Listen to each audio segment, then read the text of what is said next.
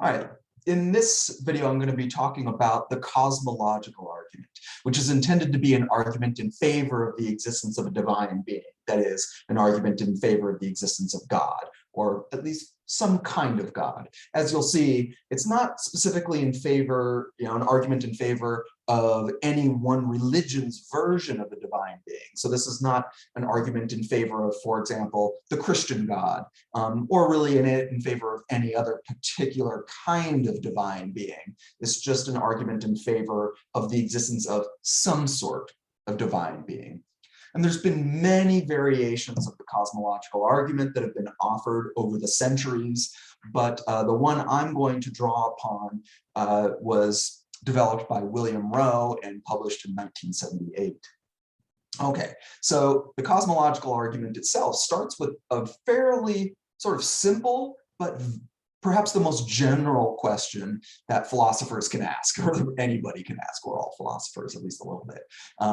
So why is there something rather than nothing?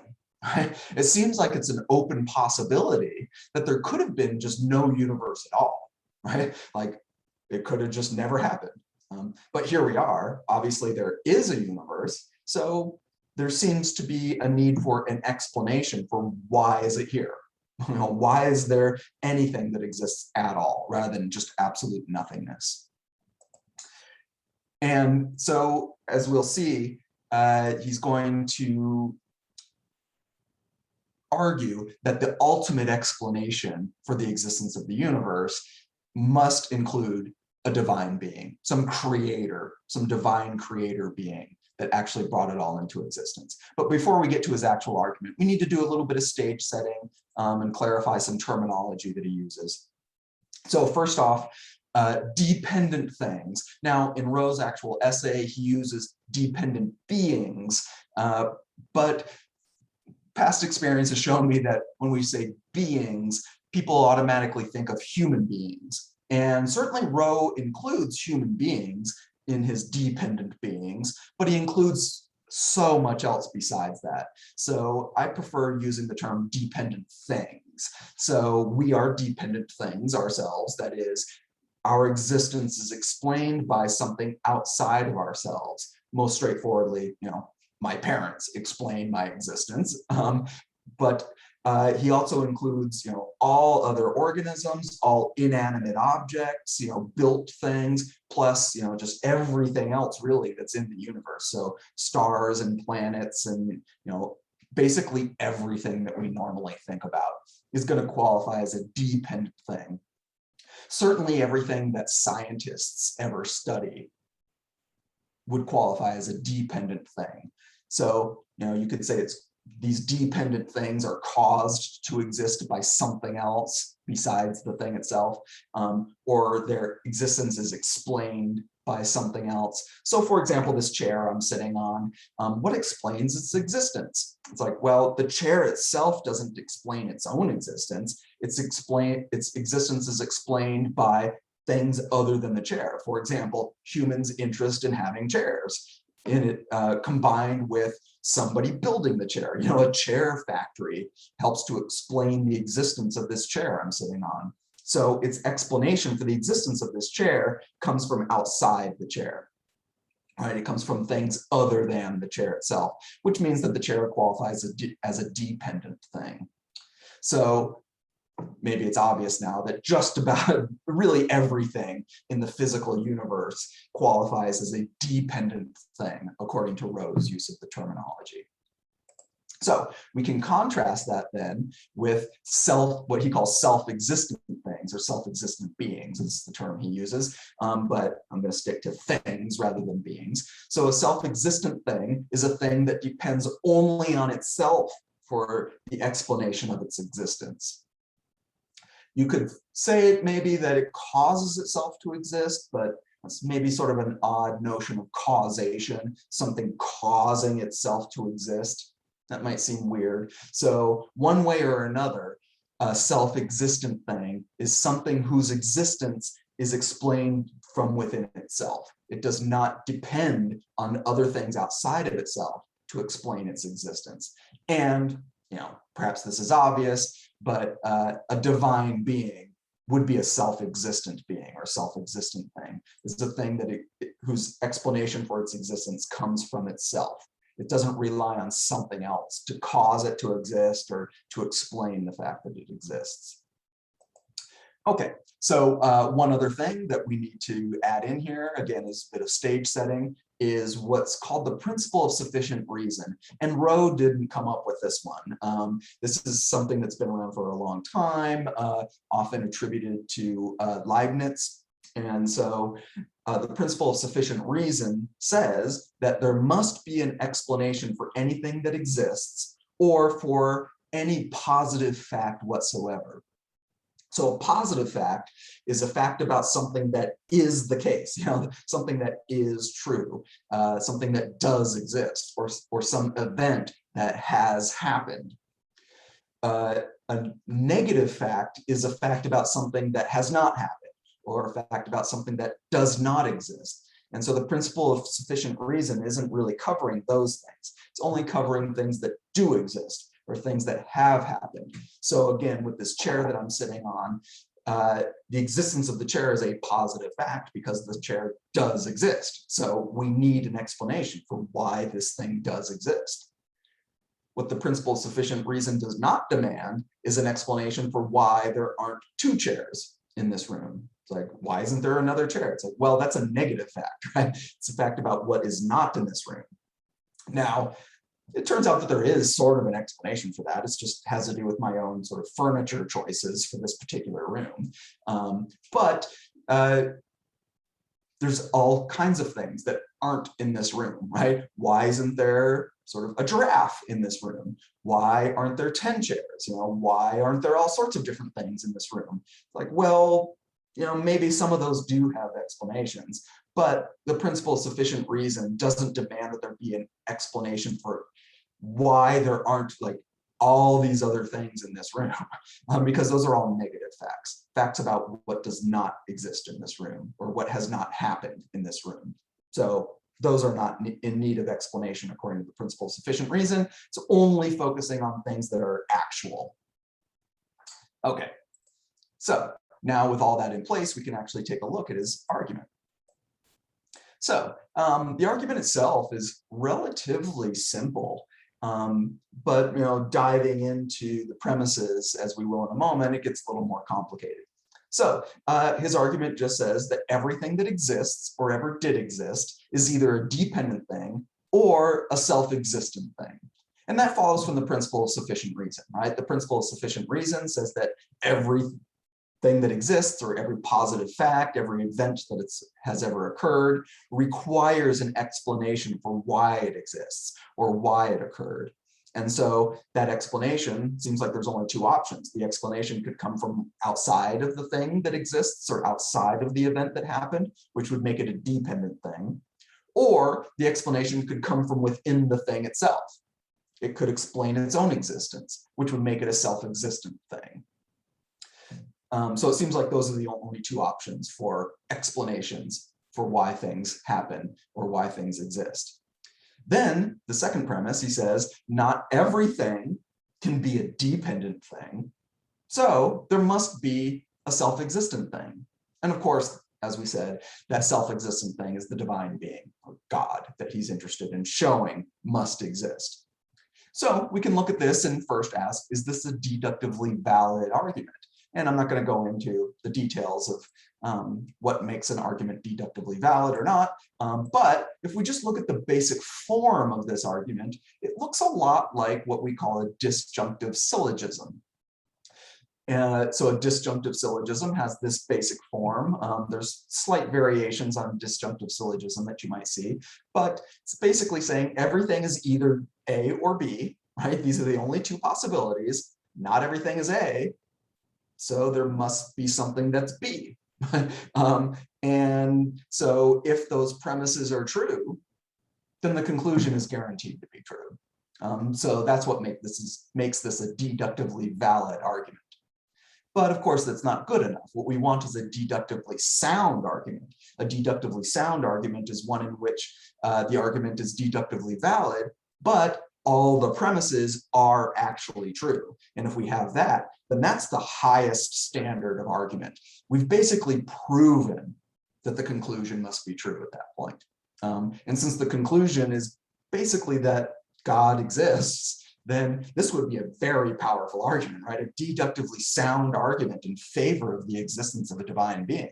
So that's what part of what makes this such an interesting argument strategy. Okay, so then what we need to do is try to figure out whether these premises are true. Are we convinced that these premises must be true?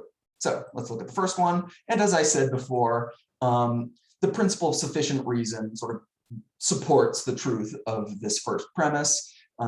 Everything that exists or ever has existed, every event that's occurred requires an explanation of some sort.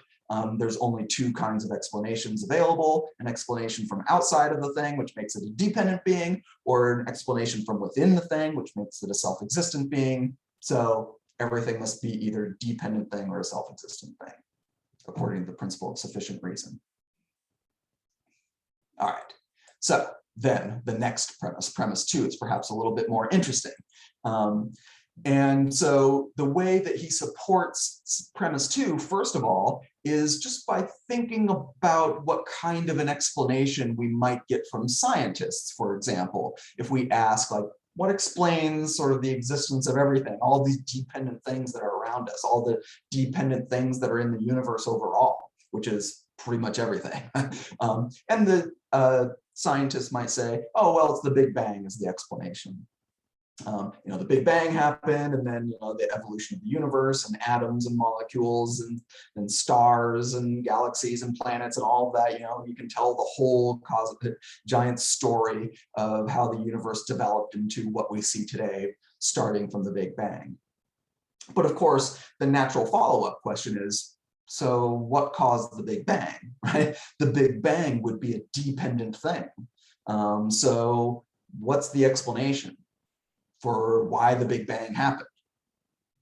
And so our initial intuition might be, oh, well, God, right? A divine being that is a self-existent being caused the Big Bang, or at least one way or another is the explanation for the Big Bang.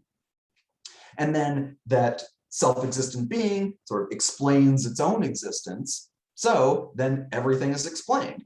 The self-existent being explains its own existence, then that self-existent being explains the occurrence of the Big Bang, and then from there on, all the explanations for everything that happened afterward is explained in terms of what came before it. And so everything that happens afterward is a dependent thing, and everything is explained. And so we've satisfied the principle of sufficient reason, and we've done so by invoking the existence of a self-existent being, that is a divine being or God. And so it looks like in order to explain everything, to explain why there's a universe, we need this self-existent being. Okay, well, you might already be thinking of a possible objection here, that since we don't really have a scientific account of where the Big Bang came from, what explains why the Big Bang happened, it's at least an open possibility that there was something before the Big Bang, some other dependent thing that explains why the Big Bang happened. Maybe some previous universe or previous version of a universe that happened before that caused the Big Bang that explains the existence of our universe. And then we might say, okay, but what explains that thing that explains our Big Bang? It's like, well, some previous universe before that, and then some previous universe before that, and before that, before that, and you just keep doing that infinitely into the past. Maybe the explanation for sort of every chain in the causal, every link in the causal chain leading from our present day all the way infinitely into the past is just an infinite string of dependent things that sort of explains the next link in the chain, and there really is no starting point. Maybe the universe, the natural universe, one way or another, has existed infinitely long. It doesn't have any specific origin. Its existence stretches infinitely into the past. If that's the case, then there's no starting point, right? And everything is a dependent thing. everything is explained in terms of the dependent things that came before it, but we have no origin, so we just never stop that chain of dependent beings, so everything, every individual dependent thing has an explanation.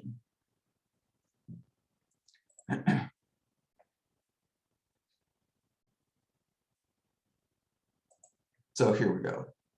The alternative version of this is sort of a circular version, that maybe there's this infinite cycle, so to speak. You know, we've got the Big Bang that happened, and that explains sort of everything that's happened in the universe since the Big Bang. You know, all these dependent things are all explained ultimately by the Big Bang, but somehow or another on this really massive time scale, many, many, many billions of years, somehow or another, that chain of explanations or chain of causation kind of cycles all the way back to the beginning again, and it starts over. And so it's just this gigantic cycle of dependent things that all explain each other collectively. And again, there's no origin. So if there's no origin, then the thought is maybe we don't need to invoke a self-existent thing to explain that origin, because there is no origin, there's no starting point.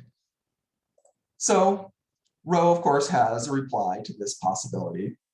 The first one is, you know, it's tricky for humans to try to think about infinity in general, especially sort of infinite existence, right? Does it even make sense? Is it even possible for the universe, or, you know, different iterations of the universe, to have existed infinitely into the past, such that there's no origin point at all? I have to admit for myself, that's really hard to conceive of. For some reason that I can't fully explain, it seems easier for me to think of the universe existing infinitely into the future than it is for me to think of the universe having existed infinitely into the past. Maybe that's just a quirk of my own education somehow, my own thought processes. But, you know, it's at least a logical possibility that the universe could have existed forever. So we can't just automatically close off that possibility. So Rowe moves on to his next reply, which is that even if it is possible that the universe has existed forever, there's still one outstanding fact, a positive fact, that still remains unexplained. Even though every individual dependent thing in this infinitely existing universe, every individual dependent thing has an explanation in terms of some other dependent thing, there's still the existence of this whole thing itself, right? The existence of this infinitely existing universe. Why does this thing exist? Why is there something rather than nothing? So there, even if we have an infinitely existing universe, or sort of this giant circular thing with no starting point, there still needs to be an explanation for why that thing exists.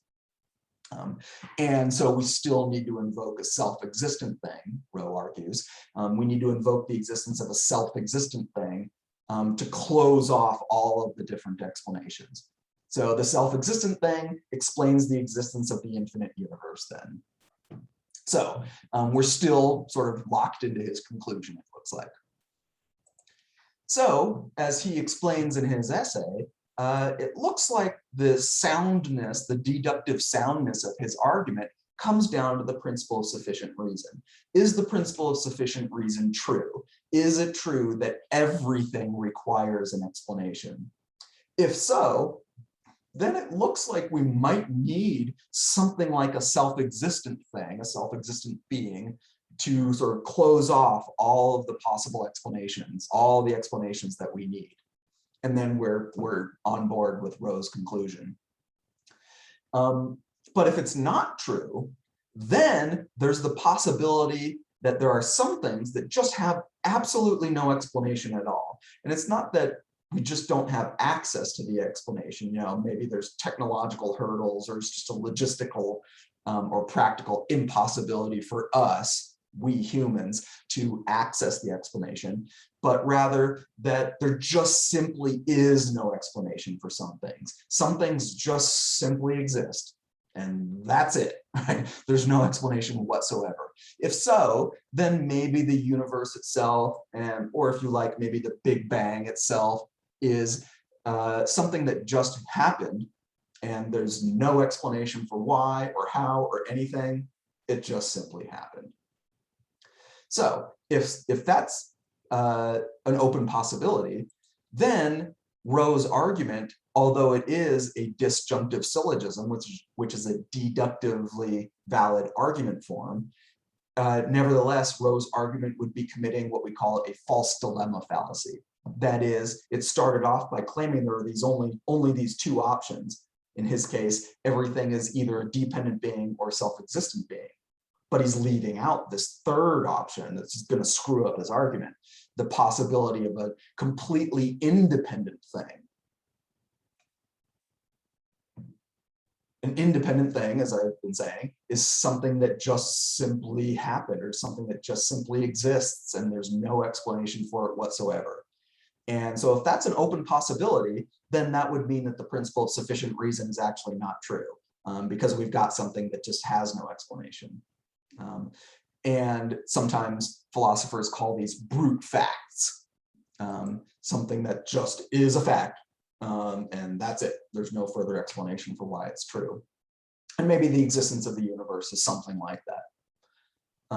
There are some interpretations of quantum mechanics under which some things just simply happen. There's truly random events, and there's no explanation for why it happened or why it happened in this particular way or at this particular time. It just happens. So if that interpretation of quantum mechanics is correct, then that would suggest that the principle of sufficient reason is false, which would mean that Rowe's argument might not be deductively valid. Or it might not be deductively sound, that is, because the first premise is claiming that there's only two options, but there's this third option, the possibility of independent things. And there's a variety of other sort of objections that people come up with. Notice that he concludes that there must be a self-existent thing. But his argument actually leaves open the possibility of more than one self-existent thing, which, that's for people who are interested in monotheism, like that might sort of disrupt their plans. But it still is very interesting that his argument, if it's sound, right, if the principle of sufficient reason is true and Rowe's argument is deductively sound, then that would show that there must be at least one self-existent thing, and maybe more than one self-existent thing. So it remains a very interesting argument. But there's always more to say, but I will go ahead and stop there. Thanks.